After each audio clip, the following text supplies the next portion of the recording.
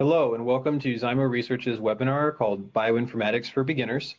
My name is Jeffrey Bhasin, and I'm the Director of Informatics here at Zymo Research Corporation, so I lead our bioinformatics team. And this webinar we see as part of a multi-part series. And today, for the first part, we would like to talk just fairly generally about the field of bioinformatics and present a roadmap for someone who is just starting to learn bioinformatics skills and give you some ideas and some inspiration of how to do that. So for today, what we'll start out by talking about is some motivation, why you should learn bioinformatics and why this is an important skill set.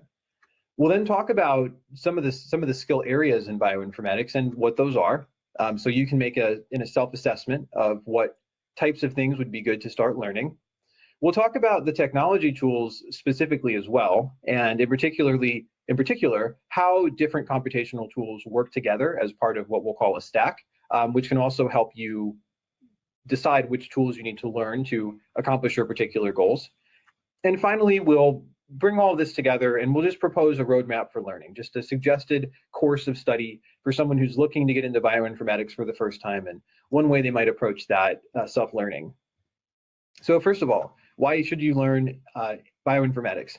I'm assuming you already have an interest in this topic by joining this webinar, but we'll go over a few reasons why we find bioinformatics to be a very important and exciting skill set to give you some additional motivation. So first of all, bioinformatics is discovery.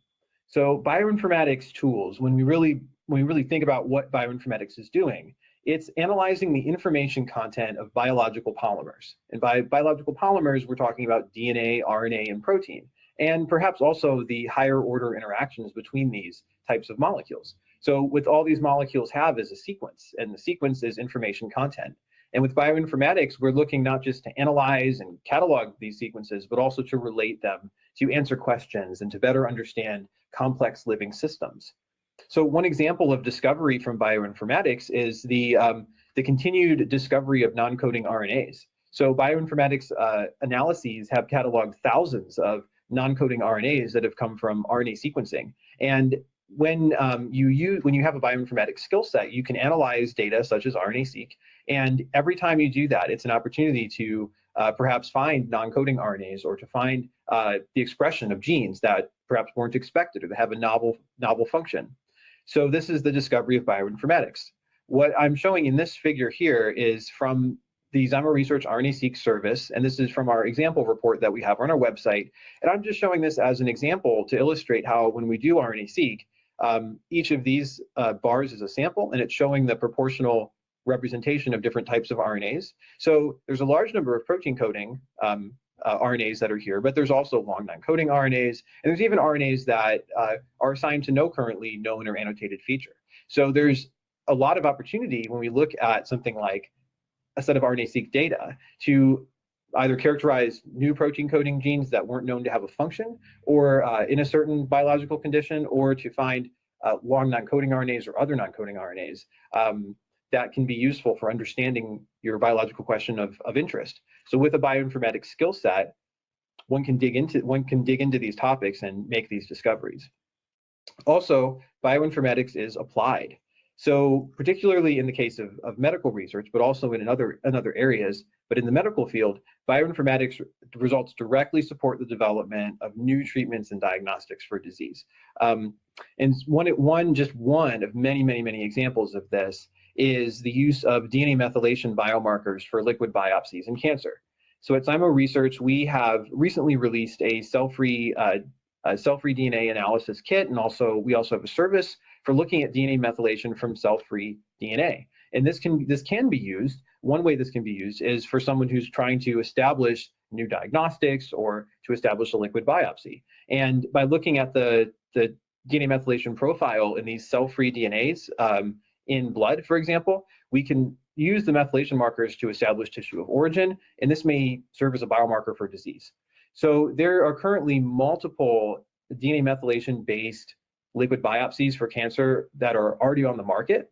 And so when we look at the promise of these biomarkers and how they might be used to give prognosis or diagnosis or even the selection of treatments in disease, we can ask, where do these biomarkers come from? How were these actually discovered? And most of the time these days, these biomarkers are found by some sort of bioinformatics analysis, which began in the discovery phase. So this bioinformatics skill set is very important for moving ahead studies that are looking for these biopsies and trying to realize these advances in medicine. And this is just one of many examples.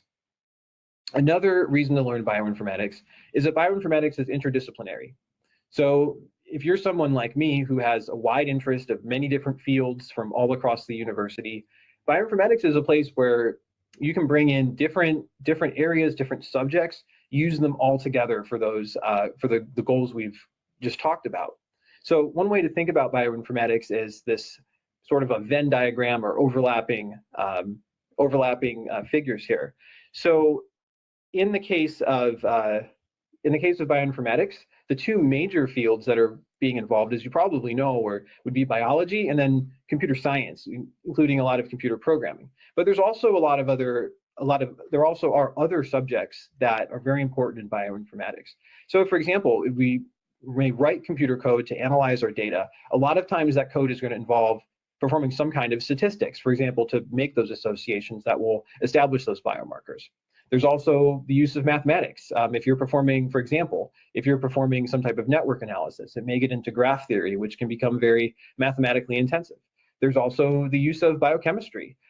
As I said earlier, bioinformatics mostly deals with DNA, RNA, and protein. And so an understanding of what these are is essential to writing good, accurate code and to answering questions